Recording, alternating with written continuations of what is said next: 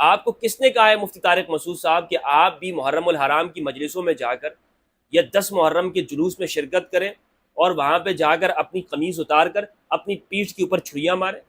الحمدللہ رب العالمین والصلاة والسلام علی سید الانبیاء والمرسلین وآلہ الطیبین الطاہرین ومن والاه ورضی اللہ عن الصحابۃ من المہاجرین والانصار ومن تبعهم بإحسان الی یوم الدین۔ بسم اللہ الرحمن الرحیم۔ السلام علیکم ورحمۃ اللہ وبرکاتہ۔ میں نے آپ سے یہ عرض کیا تھا کہ محرم الحرام کا مہینہ جب بھی آتا ہے، ہر سال جب بھی یہ دن شروع ہوتے ہیں تو اس طرح کی بحثیں شروع ہو جاتی ہیں کہ محرم الحرام میں آپ نے نیاز کھانی ہے نہیں کھانی، سبیل سے پانی پینا ہے نہیں پینا، نوحے سننے ہیں نہیں سننے ہیں، وغیرہ وغیرہ۔ دیکھیں، ہر ایک کو آزادی ہے کہ وہ کیا عقیدہ اور نظریہ رکھتا ہے، لیکن ایک عالم شخص کے لیے دیانت دار ہونا ضروری ہے۔ اگر ایک شخص ریسرچر ہے، محقق ہے، عالم مفتی ہے اور وہ دیانت سے بات نہیں کرتا، حقائق کو چھپاتا ہے، تو یہ قرآن مجید کے نزدیک کتمان حق ہے، یعنی جانتے بوجھتے سچ اور حق بات کو چھپانا۔ اس لیے چھپانا کہ عوام کیا کہیں گے، لوگ کیا کہیں گے۔ بنی اسرائیل کے اندر یہی رویہ ان کے علماء نے رکھا، ان کے پیروں نے، تو اللہ سبحانہ و تعالیٰ نے اس قوم کو مغضوب علیہم کر دیا، ان پر غضب نازل کر دیا گیا، اللہ کا غصہ ہوا کہ تم نے حق بات کو کیوں چھپایا۔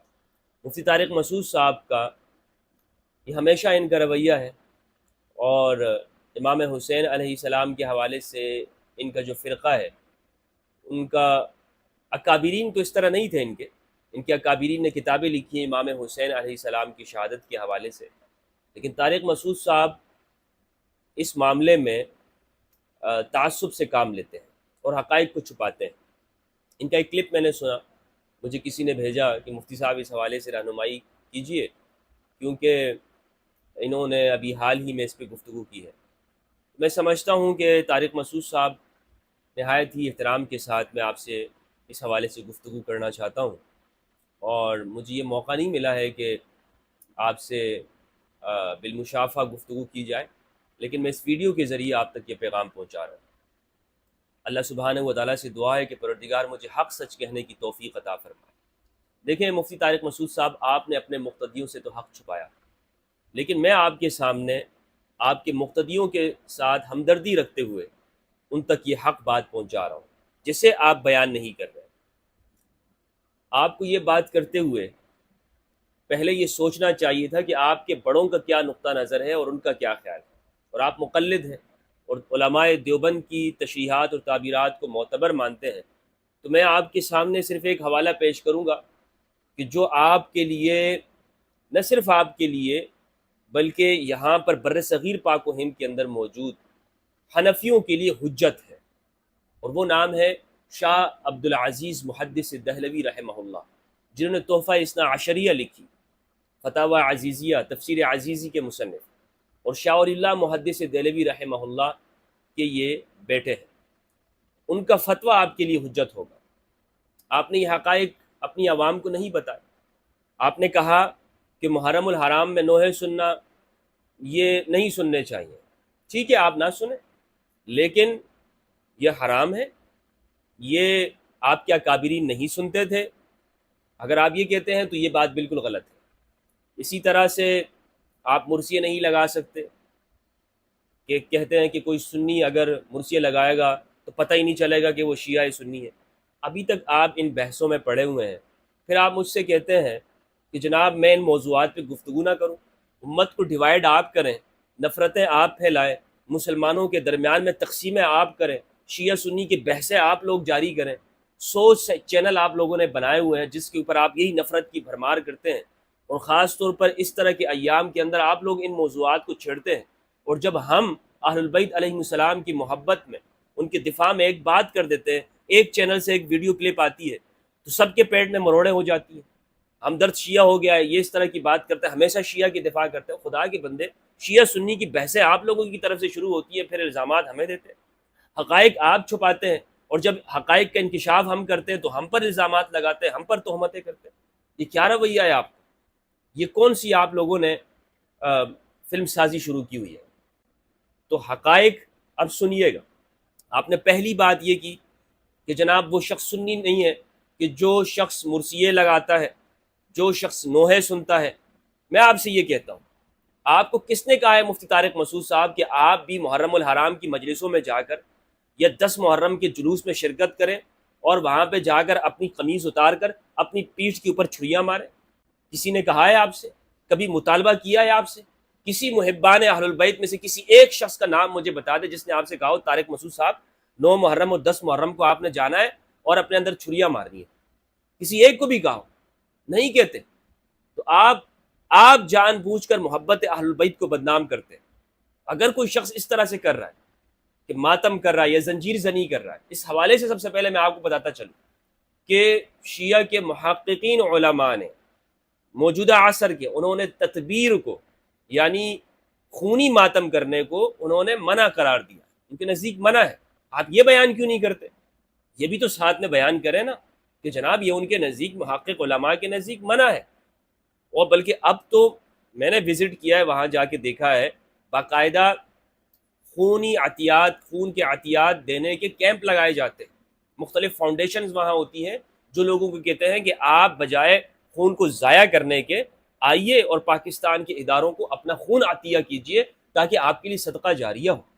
خیر، میں اس بحث میں نہیں پڑھتا ہوں کہ یہ کام جائز ہے ناجائز ہے وغیرہ وغیرہ، لیکن دونوں پہلوؤں کو بتانا یہ ایک محقق کی ذمہ داری ہوتی ہے. اور پھر ممبر رسول صلی اللہ علیہ وآلہ وسلم کے اوپر آپ بیٹھے ہوئے ہیں، یہ کوئی لطیفے نہیں ہیں کہ جنہیں آپ نے اس ممبر کے اوپر لطیفہ سازی اور لطیفہ بیانی کا آپ نے اس کو فن ایجاد کر کے اور بیان کرنا شروع کر دیا ہے.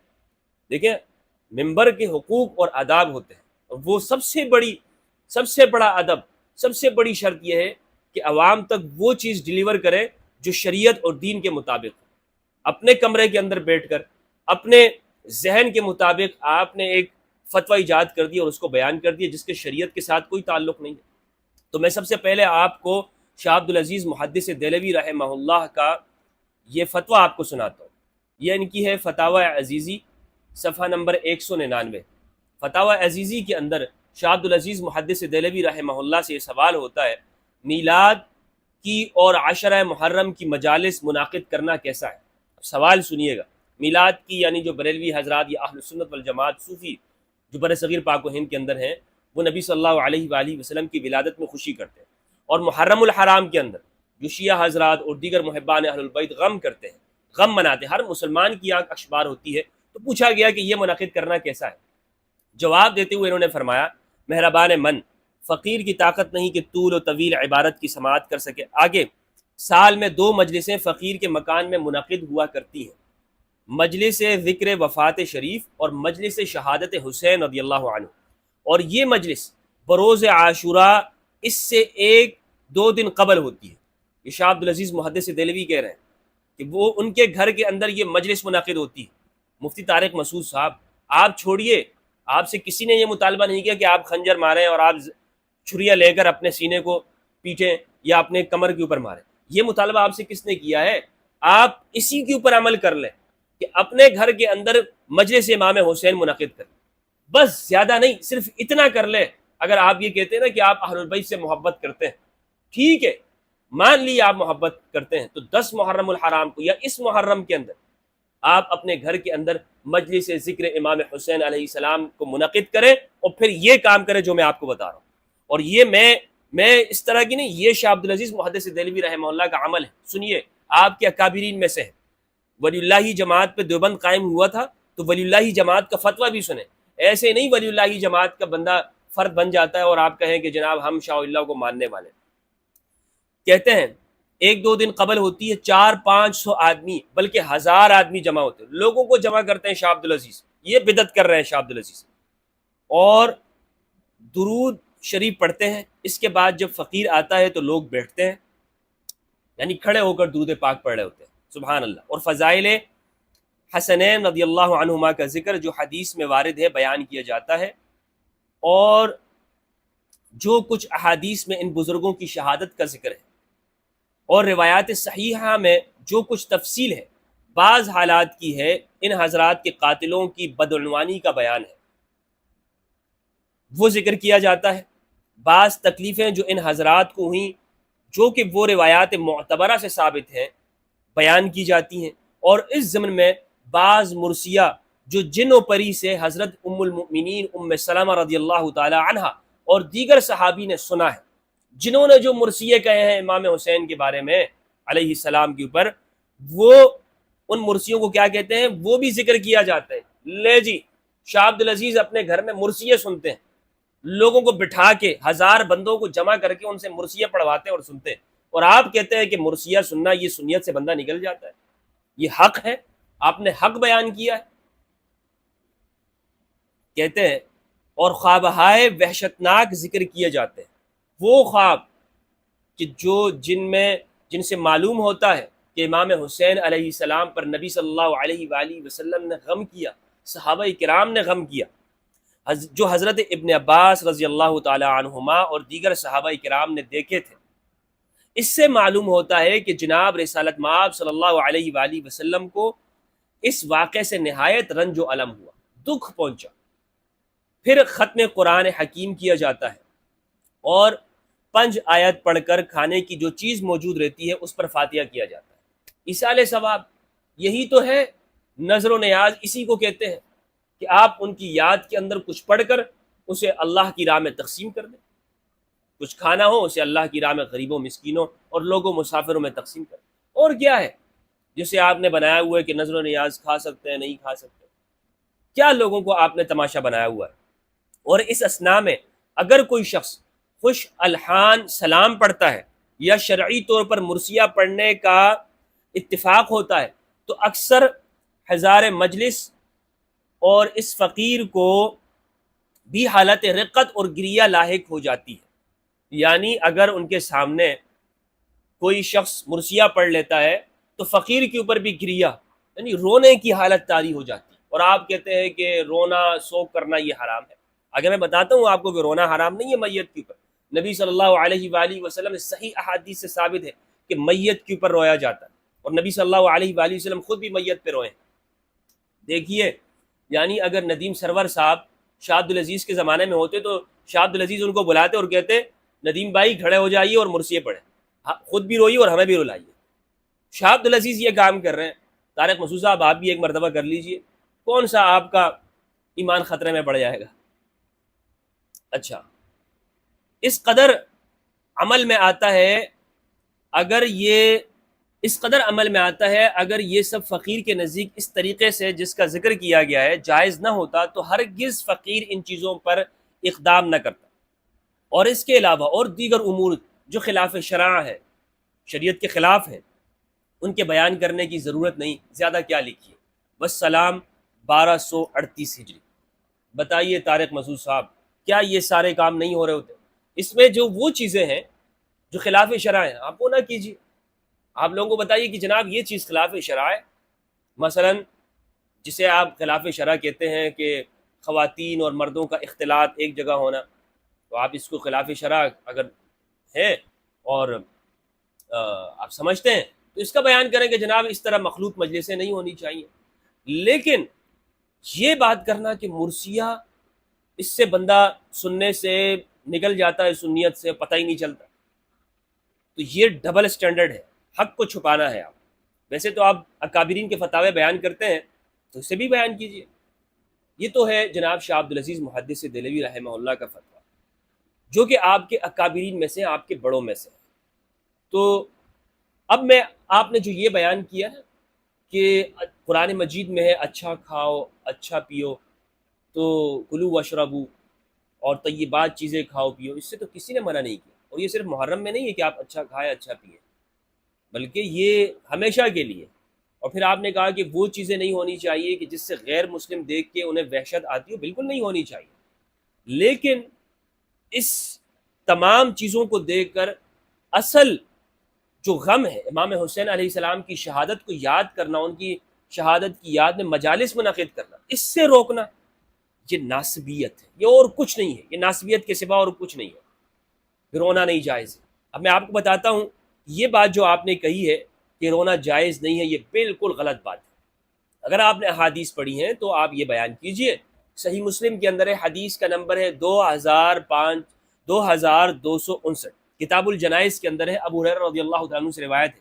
ابو ہریرہ فرماتے ہیں کہ نبی صلی اللہ علیہ وآلہ وسلم زار النبی صلی اللہ علیہ وآلہ وسلم قبر امہ فبکا وابکا من حولہ، کہ نبی صلی اللہ علیہ وآلہ وسلم نے اپنی والدہ مکرمہ سیدہ آمنہ بنت وہب سلام اللہ علیہ ان کی قبر کی زیارت کی، فبکا آپ روئے، وابکا من حولہ اور ارد گرد جتنے بھی لوگ تھے آپ نے سب کو رلا دیا۔ تو میت کے اوپر رونا جو قبر کے اندر ہو اس پہ رونا، یہ نبی صلی اللہ علیہ وآلہ وسلم سے ثابت ہے، صحیح مسلم کی حدیث ہے۔ اور پھر یہ بات کہنا کہ میت کے اوپر سوگ کی وجہ سے رونا ان کی دنیا سے چلے جانے کے بعد، یہ جائز نہیں ہے، اور اس کے لیے حدیث پیش کرنا من شق الجیوب ودعا بدعوى الجاہلیت، یہ حدیث پیش کرنا، یہ میں سمجھتا ہوں کہ یہ غیر محل ہے۔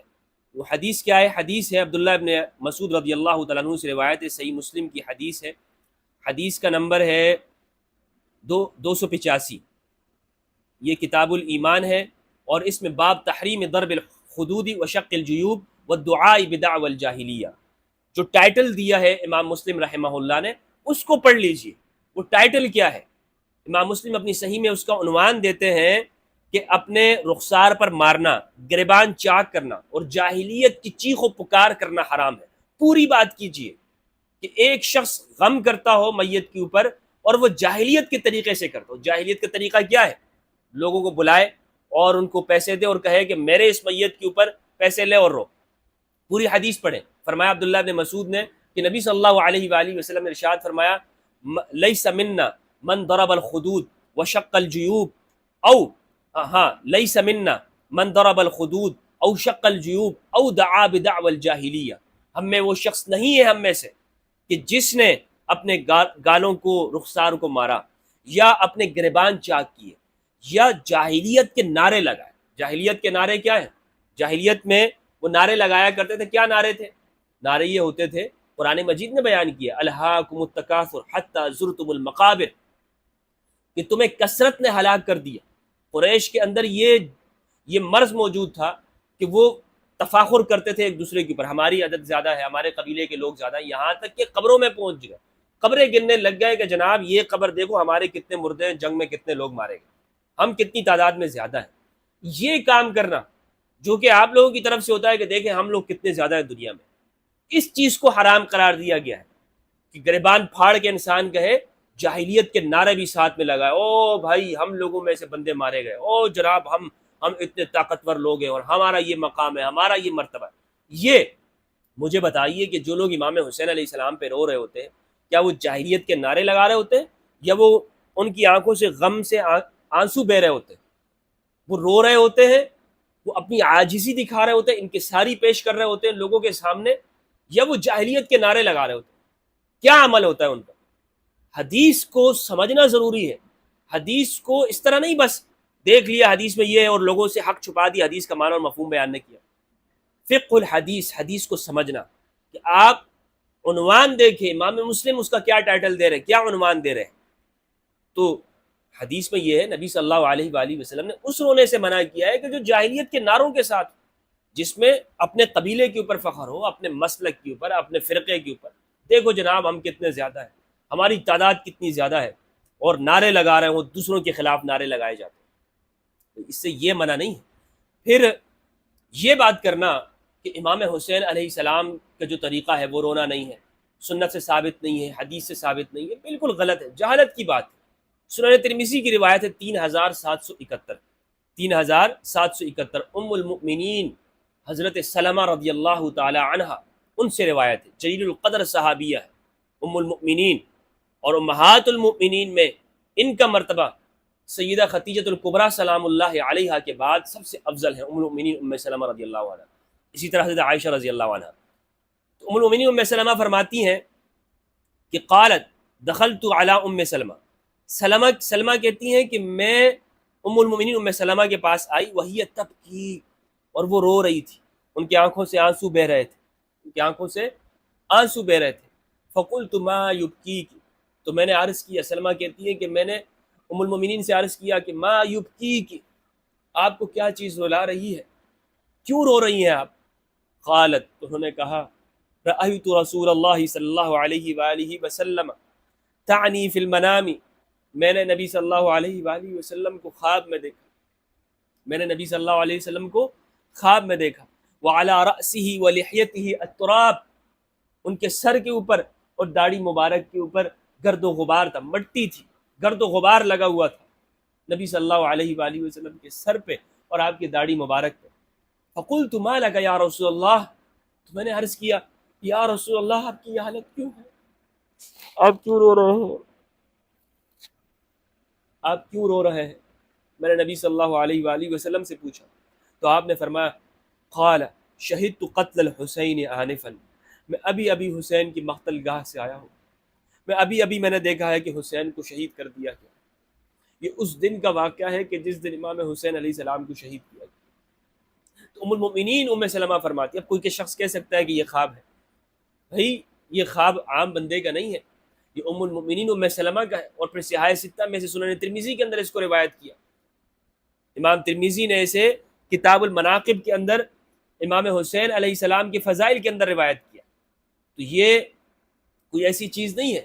اور پھر شاہ عبدالعزیز محدث دہلوی نے جو یہ بات کی ہے کہ میں ان روایات کو پڑھتا ہوں جو صحیح روایات ہیں، ان میں سے یہ روایت، اس کا نام لیا شاہ عبدالعزیز محدث دہلوی نے، اور وہ نوحے سنتے ہیں کہ جو جنوں سے مروی، جو جنوں نے کہے اور صحابہ نے سنے، جو جنوں نے کہے اور صحابہ نے سنے۔ وہ میں آپ کو بتاتا ہوں، احمد بن حنبل رحمہ اللہ نے اپنی شورہ آفاق تصنیف فضائل صحابہ کے اندر اس کو روایت کیا، فضائل صحابہ کے اندر اس کو روایت کیا، اور حدیث کا نمبر ہے 1373۔ کہتے ہیں حدثنا عبداللہ قال حدثنی ابی اخبرنا عبد الرحمن بن مہدی قال اخبرنا حماد بن سلمہ عن عمار قال سمعت ام سلمہ رضی اللہ تعالی عنہ، وہ کہتے ہیں کہ میں نے ام سلمہ رضی اللہ تعالی عنہ کو یہ فرماتے ہوئے سنا، سمعت الجن یبکین علی حسین، کہ میں نے جنوں کو امام حسین رضی اللہ تعالی عنہ کے اوپر روتے ہوئے سنا۔ قال وقالت، وہ کہتے ہیں کہ پھر آگے ام المؤمنین نے فرمایا سمعت الجن تنوح علی الحسین رضی اللہ عنہ، میں نے جنوں کو سنا کہ وہ امام حسین کے اوپر نوحہ کر رہے تھے۔ حدیث کے اندر الفاظ موجود ہے، تنوح، نوحہ کہہ رہے تھے۔ جنوں کے سینوں کے اندر جو دل ہے جس طرح سے بھی ہوں گے وہ تو نرم پڑ گئے، اور مولوی صاحب لوگوں کو ممبر پہ بیٹھ کے منع کر رہے ہیں کہ رونا نہیں، حسین کے اوپر نہیں رونا۔ اور میں پھر بتا دوں آپ کو کہ اس کا ذکر شاہ عبدالعزیز محدث دہلوی نے اپنے فتوے میں کیا ہے، اور اس حدیث کے بارے میں معلق نے کہا ہے اسنادہ حسن، اس کی سند حسن ہے، اس حدیث کی سند حسن ہے۔ اچھا، تو یہ ہو گئی جناب آپ کے اس بات کا جواب کہ رونا نہیں چاہیے، یہ سوگ ہے، اور پھر 3 دن کے بعد یہ حرام ہے، میت کے اوپر نہیں رونا چاہیے۔ تو میت کے اوپر وہ رونا نہیں چاہیے کہ جس کے اندر جاہلیت کے دعوے ہوں، جس کے اندر جاہلیت کے دعوے ہوں اور جاہلیت کا طریقہ ہو۔ اگر جاہلیت کا طریقہ نہیں ہے تو پھر رونے میں کوئی مذائقہ نہیں ہے، اور آپ سے تو یہ بھی مطلوب نہیں ہے۔ طارق مسعود صاحب، آپ سے کسی نے نہیں کہا کہ آپ جناب چھریا ماریں یا آپ اپنی قمیض اتار کر شرٹ اتار کر روڈ پہ گھومیں، یہ تو آپ سے کسی نے نہیں کہا۔ آپ امام حسین علیہ السلام کی یاد میں مجلس منعقد کریں، اور جو طریقہ شاہ عبدالعزیز محدث دہلوی رحمہ اللہ کا تھا وہ بھی آپ کیجیے، وہ طریقہ اپنائیے۔ دیوبند کے اکابرین میں سے ہیں، دیوبند کے بزرگ ہیں، اور المہند المفند اور دیگر کتابیں جس میں آپ کے اکابرین نے لکھا ہے کہ ہم ولی اللہی طریقے کے اوپر، تو ولی اللہی طریقہ میں نے آپ کو بتا دی۔ دیوبندیت یہ ہے، دیوبندیت وہ نہیں ہے کہ جو آپ ممبر پہ بیان کر رہے ہیں اور لطیفے سنائے جا رہے ہیں۔ تو اصل حقائق کو بیان کیجیے، اس طرح نہیں نفرت کا خاتمہ ہوگا یا حق بیانی ہوگی جو طریقہ آپ نے اختیار کیا ہے کہ سچ کو چھپاؤ اور بس صرف ایک فرقے کی نفرت کے اندر لوگوں سے جھوٹ بولتے رہو، اور دوسروں کے بارے میں کہو کہ نہیں وہ طریقہ نہیں اپنانا کیونکہ یہ تو ان لوگوں نے اپنایا۔ بھائی وہ طریقہ ان کا اپناؤ ہی نہیں، کس نے آپ سے کہا ہے کہ ان کا طریقہ آپ اپنائیں؟ زنجیر زنی کریں، ماتم زنی کریں، تدبیر کریں، وغیرہ وغیرہ۔ آپ یہ طریقہ تو اپنائیں کہ جو احادیث کے اندر بیان ہے۔ مجھے بتائیے کس جگہ پہ بیان ہوتا ہے اس طرح سے جس میں روتے ہوں، مجلسیں منعقد کی جاتی ہیں؟ شاہ عبدالعزیز کے بعد آپ بتا دیں آپ کے مدرسے میں ہوتا ہے؟ ہم نے تو آپ کے مدرسے میں 4 سال وقت گزارا ہے، ایک دفعہ بھی آپ تو چھٹی بھی نہیں دیتے ہیں اس دن میں، اس دن میں تو چھٹی بھی آپ بند کر دیا کرتے، پتہ نہیں اب چھٹی ملتی ہے یا نہیں ملتی ہے محرم کے دن کی، یہ چلے نہ جائیں گھر میں اور جلوس میں شرکت نہ کر لیں۔ یہ حقائق ہے جناب، حقائق احادیث سے معلوم ہوں گے، قرآن و سنت سے معلوم گے، حقیقت وہ نہیں ہوتی کہ جس کو آپ اپنے فرقے کی روح سے بیان کریں۔ تو جناب اس لیے کہ یہ تو ہمارے فرقے کے خلاف ہو جائے گا، اس لیے آپ یہ کام نہ کریں۔ استغفر اللہ العظیم۔ اللہ سبحانہ و تعالیٰ سے دعا ہے کہ پروردگار مجھے اور آپ سب کو حق سچ سمجھنے کی اور کہنے کی توفیق عطا فرمائے۔ بہت بہت شکریہ۔ السلام علیکم ورحمۃ اللہ وبرکاتہ۔